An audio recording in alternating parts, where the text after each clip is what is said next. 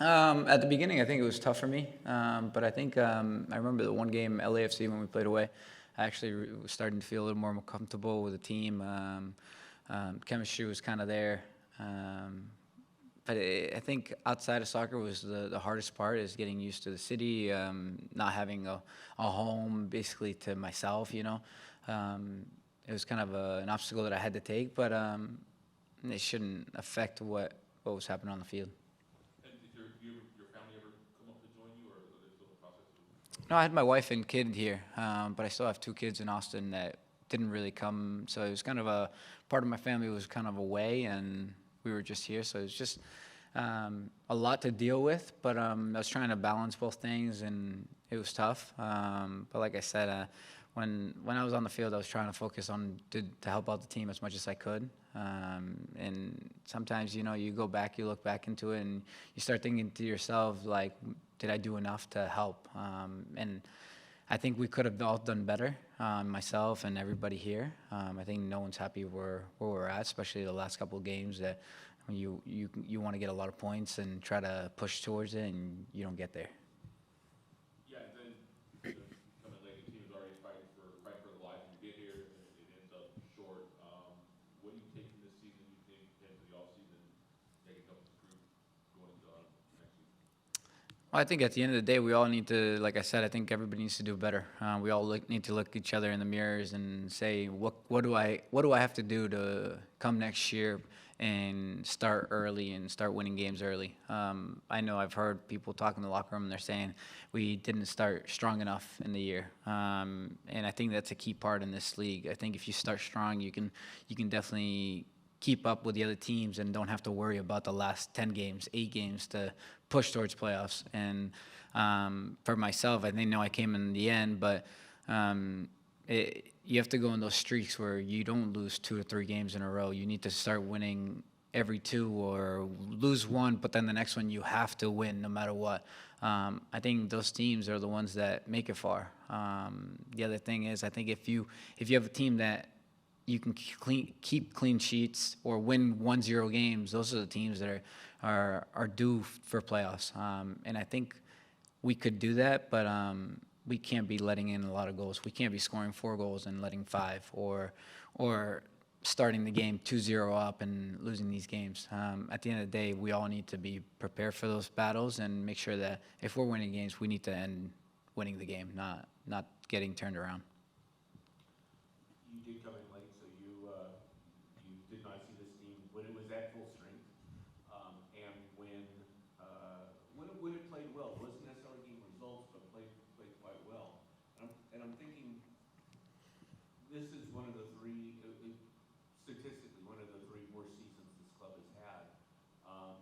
But I think coming in, that it's not like coming into a team that's just in a bad situation. I'm just wondering your thoughts on when you look at this club and this team and what can happen next year, where this team is. I think for this club, it's unacceptable, especially how good of a club it is, everything they've accomplished. I don't think it's good enough what we did this year. And I consider myself as part of the team. Doesn't matter if I come in late or not. I'm here, and it is what it is. I think for this club, we expect to make the playoffs every year, no matter what. And like you said, if it's one of the worst, I think next year everybody needs to step it up and make sure that doesn't happen again. All around, if you look at the squad in a paper, it's an amazing team, good players. We should not be here today saying we didn't make playoffs, because when you look at the team, you're like, you should be making playoffs no matter what.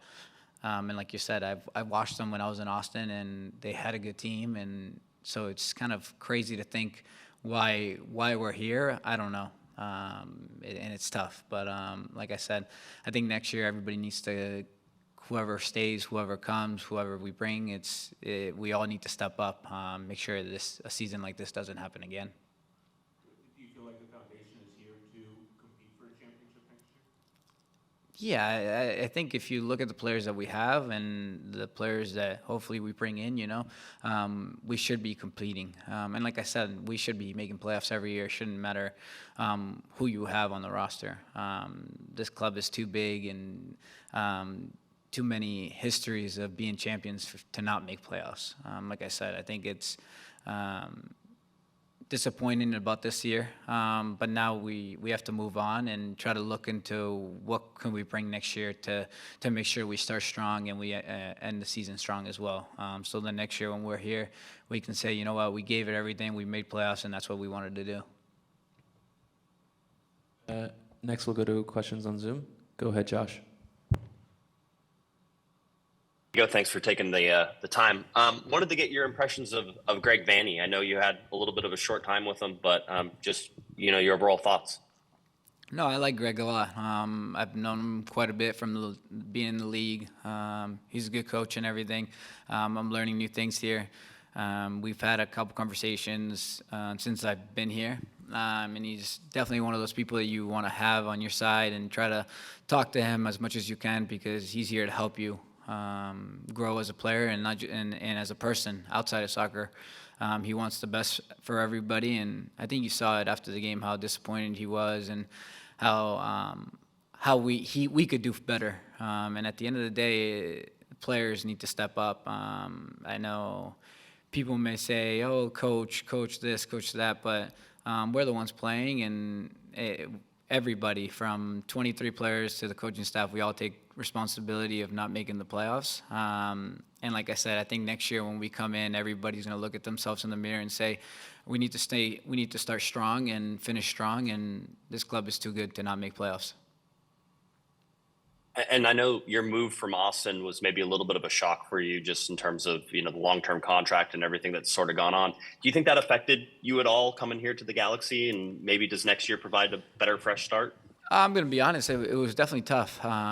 I had a 10-day-old baby just born right before coming, so it hit me kind of hard to be moved that fast. And things like that happens in life, and you have to deal with it. And I tried to do everything I can to focus on soccer and everything, and it was tough. I got to tell you, it's not easy, especially when you come to a city and you don't really have a home where you can go after training every day and feel like you're at home.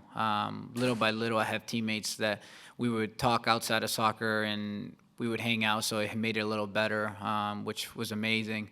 So I'm actually looking forward to next year and starting fresh and new and coming in from the beginning and trying to help out as much as I can and feel that I'm at home. I think that's the most important part of it, because when you feel like that, you're happy and you can play your best soccer. Thanks. I don't know.